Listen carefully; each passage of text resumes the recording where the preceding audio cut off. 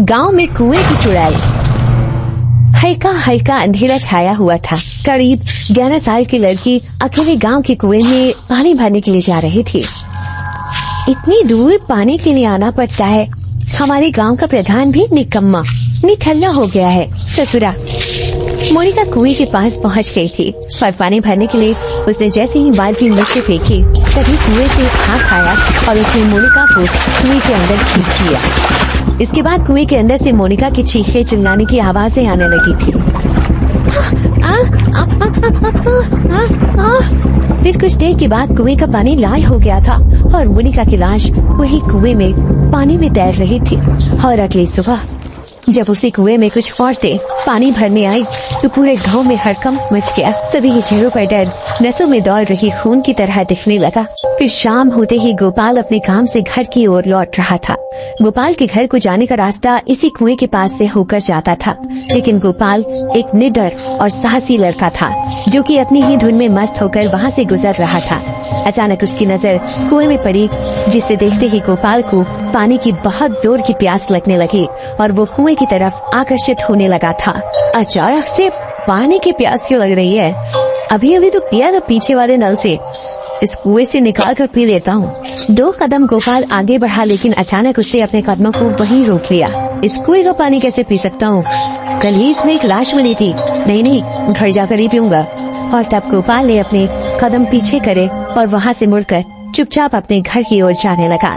अचानक उसे एक परछाई नजर आई। गोपाल ने पीछे घूम कर देखा तो वहाँ कोई भी नहीं था। सब कुछ नजरअंदाज करके गोपाल जब आगे बढ़ा तो उसे अपने पीछे से किसी की पायलों की आवाज आने लगी थी। गोपाल ने हिम्मत जुटाई और उसने ठान लिया कि अब वह पीछे घूम कर नहीं देखेगा। कोई है जरूर, कोई है जो मुझे छल रहा है। किसी भी हालत में मुझे घूम कर नहीं देखना होगा, चाहे कुछ भी हो जाए। गोपाल जितना अपने घर की ओर बढ़ रहा था उसकी पानी की प्यास उतनी ही बढ़ती जा रही थी। जितना आगे बढ़ रहा हूँ मेरा गला उतना ही सूखते जा रहा है। कुआं ज्यादा दूर नहीं, पीछे जाकर पानी पी लूं क्या? नहीं, पीछे नहीं जाना चाहिए। गोपाल ने खुद के मन पर काबू कर लिया और निडर होकर वह अपने घर जाने लगा। तभी अचानक उसके पीछे से कोई जोर से चिल्लाया। वो चीख सुनकर गोपाल ने अपने कदमों को रोका। कौन लड़की चीख रही थी? मुझे पीछे जाकर देखना चाहिए, लेकिन अगर ये छलावा हुआ तो? इस बार गोपाल ने खुद को रोकने की बहुत कोशिश की, लेकिन वह नहीं रोक सका और तुरंत पीछे घूम कर देखने लगा कि वो कौन लड़की है जो चिल्ला रही है। कौन है यहाँ? किसी को मेरी मदद की जरूरत है। और तब अचानक उसके सामने एक चुड़ैल आ जाती है, जिसे देखकर गोपाल के पैरों तले जमीन खिसक गई। थर-थर कांपने लगा। आहा, मुझे है तुम्हारी जरूरत गोपाल, चलोगे मेरे साथ कुएं में?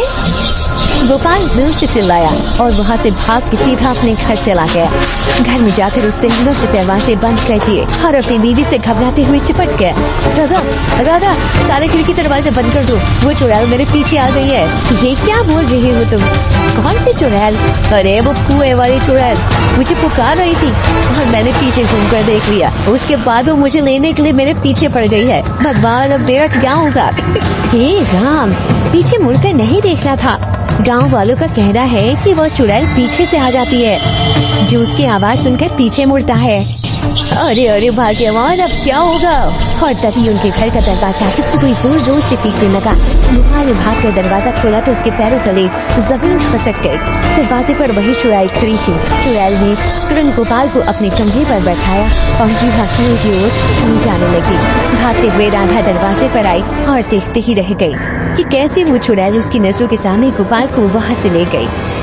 हे भगवान, अब मैं अपने पति की जान की रक्षा कैसे करूँ? तभी राधा अपने बगल के घर में गई जहाँ रामू बैठा हुआ था। अरे ओ रामू भैया कहाँ है? आप मेरे पति की जान बचा लीजिए, वो कुएं की चुड़ैल उन्हें उठा कर ले गई है। ये क्या कह रही है राधा बहन आप? गोपाल भैया को चुड़ैल उठा कर ले गई, हमें उन्हें बचाना होगा। दूसरी ओर चुड़ैल गोपाल को लेकर खूनी कुएं के पास पहुँच गई थी और जोर जोर से उस जमीन में पटक रही थी। अब मेरा शिकार होगा तू, तेरा खून पीऊंगे। नहीं, मुझे छोड़ दो मुझे, मत मारो, मैं आपके आगे हाथ जोड़ता हूँ। चुड़ैल ने गोपाल की एक नहीं सुनी और अपने लंबे लंबे नाखून तीखे दांतों से उसके गले में वार कर दिया। खुद को बचाने के लिए राघव अपने हाथ पैरों को छटपटा रहा था, लेकिन चुड़ैल की ताकत के सामने वो सब कुछ फीके थे। नहीं बचेगा। तभी वहाँ राधा रामू भैया और कुछ गांव वालों को लेकर पहुँचती है और राधा के हाथ में एक बजरंग बली की मूर्ति होती है, जिसे लेकर वो तुरंत चुड़ैल के पास आ जाती है और उसके सर पर रख देती है। बजरंग बली की मूर्ति रखते ही चुड़ैल की आत्मा में आग लग गई थी और उसने गोपाल को अपने चंगुल से छोड़ दिया था और देखते देखते उस चुड़ैल का अंत कुएं के पास ही हो गया था। राधा, तुमने मेरा जीवन बचा लिया। मेरे जीते जी तुम्हें कोई भी ताकत कुछ भी नहीं कर सकती गोपाल। मैं तुम्हें कुछ होने ही नहीं दूंगी। जिसके बाद राधा की बहादुरी के चर्चे गांव में होने लगे। उस चुड़ैल से छुटकारा जो मिल गया था और गांव का माहौल शांत हो गया था। इसके बाद वो चुड़ैल कभी भी लौट कर नहीं आई।